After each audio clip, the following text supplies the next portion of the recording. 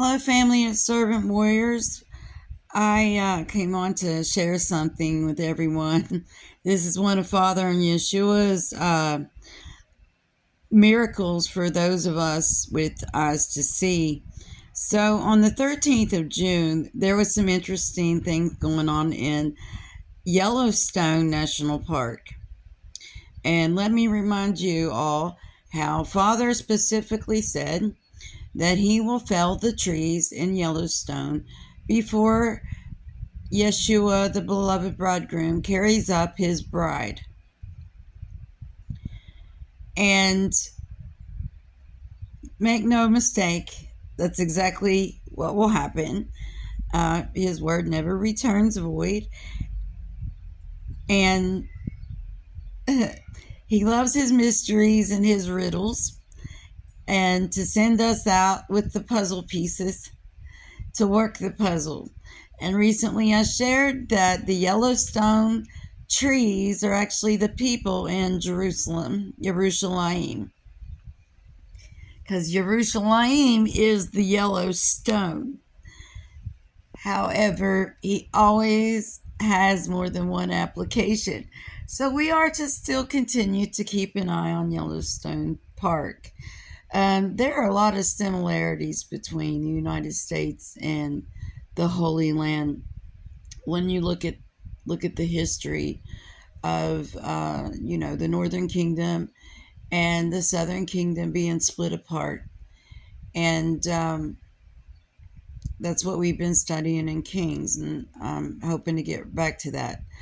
So we also know the United States had the Civil War with the North and the South splitting up.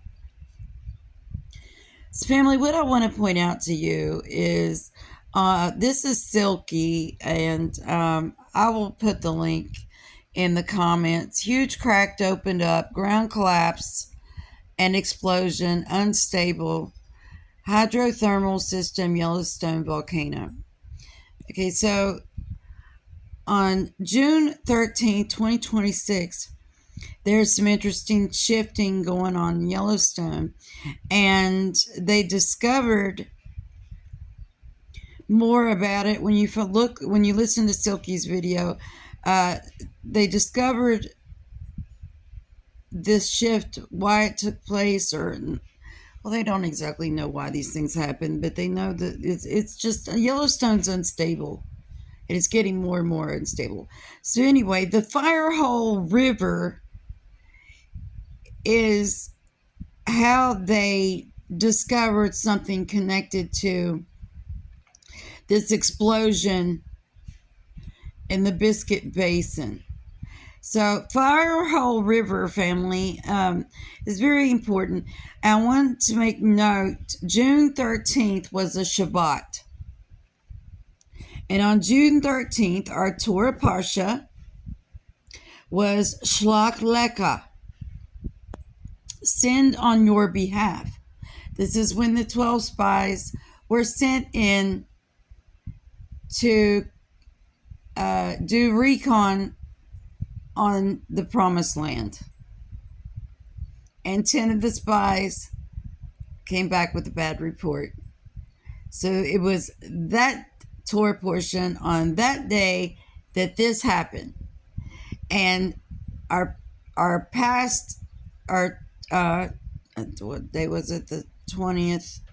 I think the 20th. Our last Shabbat this past Saturday, it all goes together, was Korach. And we know Korach had the rebellion. And what happened? A pit opened up, and Korach and all of those that joined with him were swallowed up, his family included, into the pit alive, which is exactly what happens with the Antichrist and the false prophet. They're going to go into the lake of fire alive. So the point I'm making with this is what happened at Yellowstone was essentially a pit opening up. There's been lots of pits opening up around the world. Sinkholes, they call them. But they're pits, right? And this is a sign to those of us with eyes to see the little miracles that Father and Yeshua does. So I'll put this link in comments again. There's no coincidences on his perfect timing with these things. The fire hole, they fell down into the pit, and it was on the day of the bad report, Tor Parsha, leading right up into Korah's rebellion.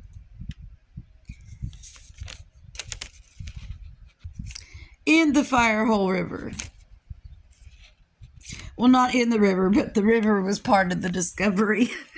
You gotta listen to Silky's report on all of this, guys. If you don't know Silky, she does a really good job at keeping up with the volcanoes and the quakes and things like that. But by the way, when these things happen, this water is boiling, so you're essentially falling down into a fire pit. If this ground gives way, and one of these pit sinkholes happen while you're walking, you're essentially falling down into it, into fire, more or less. So this pit opens up, and then an entirely new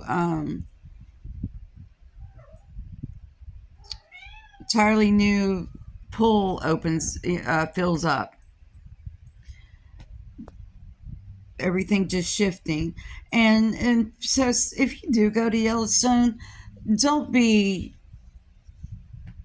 walking around, because this can happen at any time. Luckily, this happened in the middle of the night. Well, not luckily, that's Father's mercy. But it happened in the middle of the night around 3 a.m. And that's the time that Yeshua usually wakes up me. He woke me up last night at 3 a.m.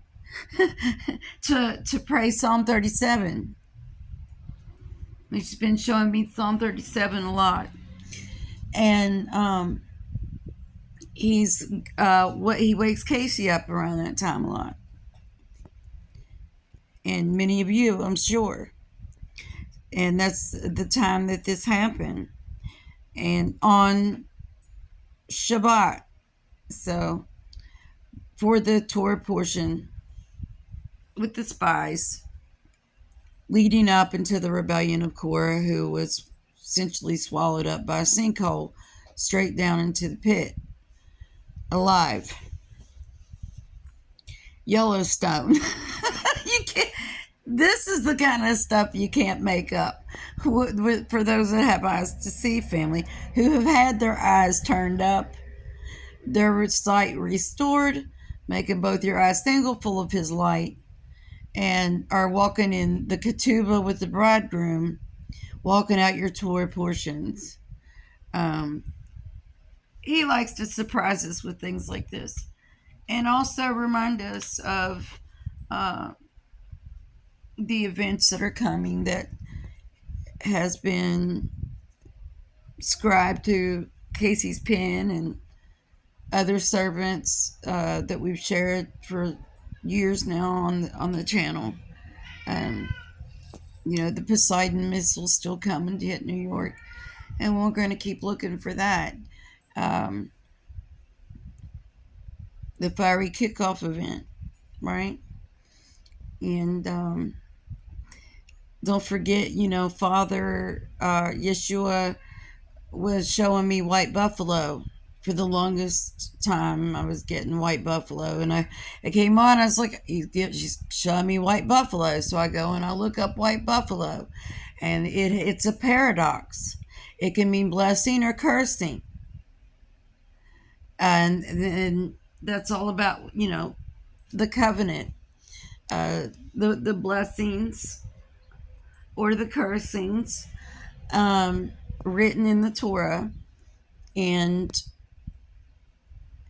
it was, I think, about 5 or 6 months later, a white buffalo was born out in Yellowstone.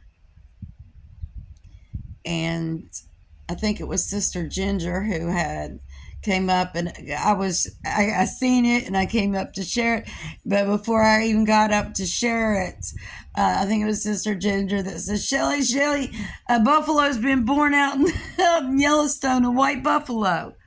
And when you go and look at the math on how often that happens, it's it's it's a rare thing. What else about Yellowstone, if I can remember anything? I know that Father's definitely going to be below in Yellowstone when the Great Tribulation's going on, which isn't far away, as we know, uh, as we are already in the time of Jacob's trouble. Jacob having to watch all the rebellion going on in the house of Israel, the drunkards of Ephraim, and the unrepentant Judah, the two sisters, that has to be thrown in the great tribulation for not coming out of Babylon. So they have to partake of her plagues because of idolatry. Christmas, Easter, Halloween, St. Patty's Day, Valentine's Day, Mother's Day, Mother Worship, Queen of Heaven. I can't think of all of them. And it depends on, what culture. There's so many pagan gods out there. In India, there's like 1 million of them. They worship cows and all kinds of stuff. Here in the U.S., mostly everyone is their own god. It's about self-worship, being self-sovereign, being narcissistic and self-sovereign. All those things Paul described was going to be going on, and he was describing believers.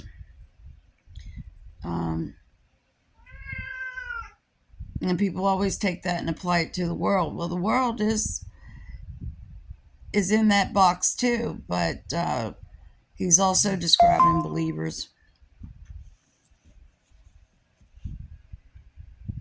The so-called church that thinks they're the bride and calls themselves the bride. But yet they can whore around in Babylon and be the bride. That's that rebellion that fits along with the Torah portions. That's what Korah was doing. Right? He wanted to be self-sovereign. And that didn't work out too well for him. Well, family, again, link will be in comments. If I'm feeling up to it, I might come back and do Kings tonight. Read a couple chapters of Kings and Chronicles. If you got any things to add about things you might be seeing that connects to the tour portions and world events, please post them. I